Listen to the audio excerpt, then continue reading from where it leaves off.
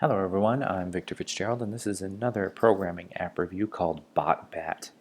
BotBat is all about programming and training a robot to battle other robots.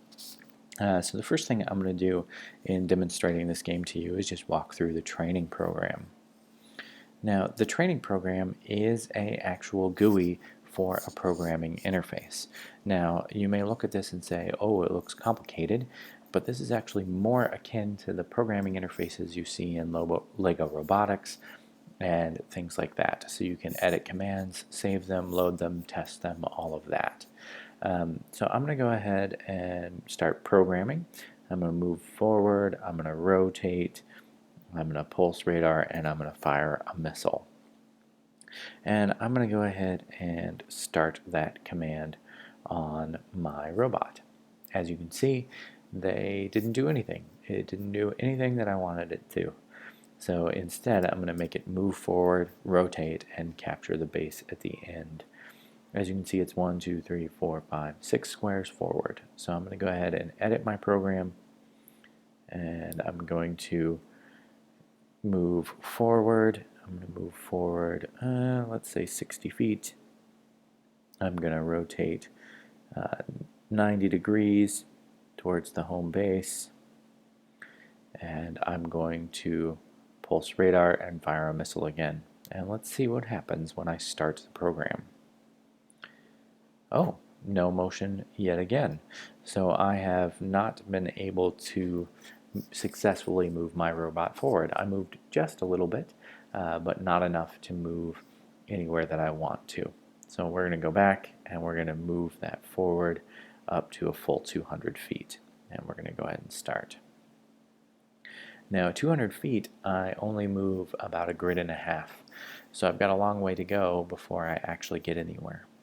So as I get to this point, I can actually turn and fire directly on the enemy if I would like as well. So in this pulse radar, I'm going to move that forward in my program, just so that I can go ahead and make some changes to the program. So I'm going to go ahead and pulse my radar, or I'm going to rotate towards target, but I'm going to do that after I pulse my radar and find them. So pulse radar, then I'm going to rotate towards target, and then I'm going to fire a missile, and I'm actually going to do that a couple of times, and then I'm going to rotate again, and we're going to rotate about 90 degrees.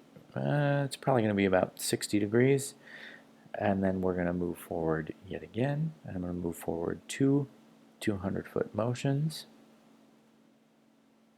and then I'm going to pulse radar yet again. Alright, now let's look at what happens in this program. It's a little bit more complicated. I'm going to move forward, pulse my radar, locate the target. I'm going to fire 4 times. I'm going to move 70 degrees, move forward, pulse my radar, and locate the base. So now I've only gotten my target down 4 times. I would have to actually shoot it 10 times with missiles in order to destroy it. But other than that, my program is doing pretty well. So I'm going to go ahead and go back.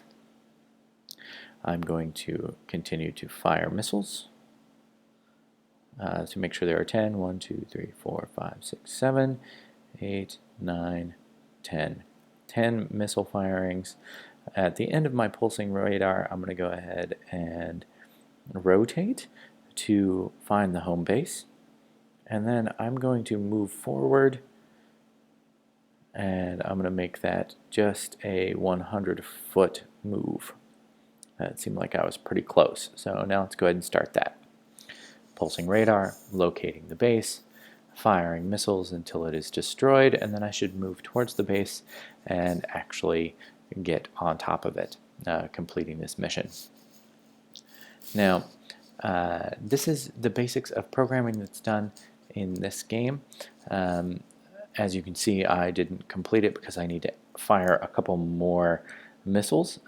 So I'm going to go ahead and just add those in and start it again. and just so you can see what happens when I complete the mission.